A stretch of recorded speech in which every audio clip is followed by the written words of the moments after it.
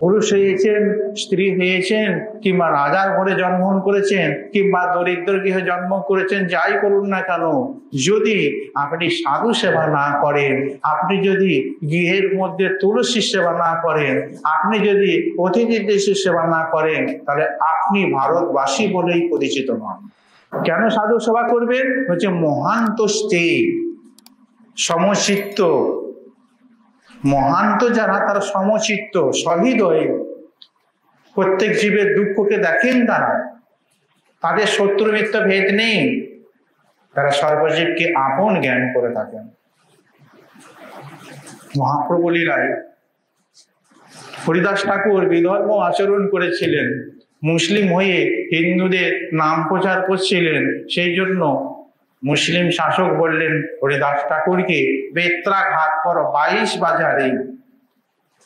একটা মানুষকে যদি একটা বাজারে বেত্রাঘাত করে তাহলে তো মরে যায়। 22 বাজারে বেত্রাঘাত করার পরে হরিদাস ঠাকুর মরল না। সেই কাজে বলেছিলেন যে তারপরেও যদি বেঁচে থাকে তাহলে সে হবে পীর,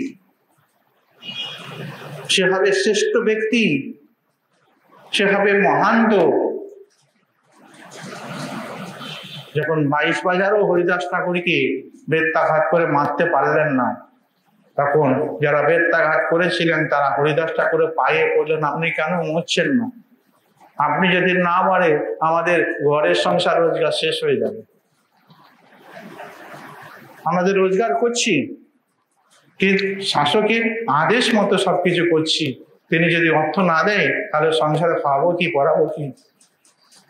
বলছে আমি বললে তোমাদের সুখ হচ্ছে। হ্যাঁ, ধ্যানস্থ হলেন হরিদাস ঠাকুর, একবারে মৃতবৎ হয়ে গেলেন, তার শরীরটাকে গঙ্গার জলে ফেলে দিলেন।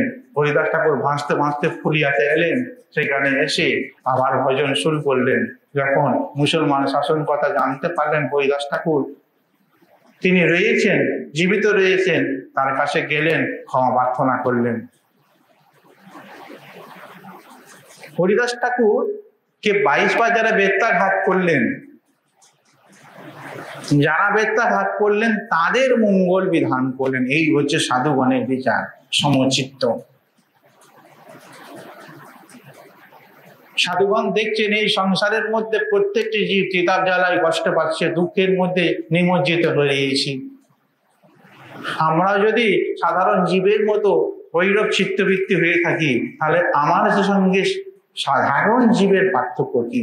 মহান্ত তে সমচিত্তা প্রশান্ত, তাদের শান্ত কারণ নিষ্কাম। আমরা সকালে শ্রবণ করছিলাম, কৃষ্ণ ভক্ত নিষ্কাম, অতএব শান্ত। ভক্তি মুক্তি সিদ্ধি কামে সকলেই অশান্ত। কেন সাধুরা শান্ত? তাদের কোনো বাসনা নেই, কামনা নেই। আজকে প্রত্যেকটি লোকের মধ্যে ধনম দেহি, যৌনম দেহি, সুন্দরী ভাজ্যাং দেহি, রূপম দেহি, এই তো মানুষের দেহি দেহি দেহি, সর্বত্রই দেহি দেহি। আর কৃষ্ণ ভক্ত একটাই বলে, তোমার পাদপদ্মের সেবা। সেবা দেহি, সেবাটা নিজের জন্য নয়, ভগবানের সুখের জন্য, ভগবানকে আনন্দ দেবার জন্য ভগবানের সেবা। দেহি কথাটা নিজের জন্য, আর তোমার সেবা দাও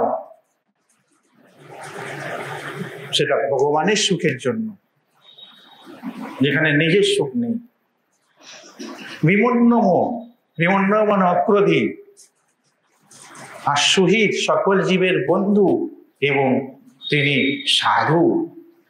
এই জন্যই বললেন যে সাধুগণের সঙ্গটাই হচ্ছে সংসার থেকে মুক্তির দ্বার, আর স্ত্রী সঙ্গীর সঙ্গটা হচ্ছে নরকের দ্বার। ঋষভদেব শতপুত্রদেরকে উপদেশ দিলেন। আর একটা কথা বললেন, এবং মনোকর্মবশং পর্যন্তে অবিদ্যয়া আত্মনি উপধীয়মানে প্রীতির্ন যাবৎ বাসুদেবে নমুচ্যতে দেহে যোগ্যতা। এই সংসারের মধ্যে মানুষ কর্ম করছে, কর্মটা হচ্ছে বন্ধনের কারণ। কর্ম করলেই কর্ম থেকে বন্ধন আসবে, কিন্তু যতদিন পর্যন্ত বাসুদেব ভগবানের উদ্দেশ্যে কর্ম না করব ততদিন পর্যন্ত আমরা এই সংসার বন্ধন থেকে মুক্ত হতে পারবো না।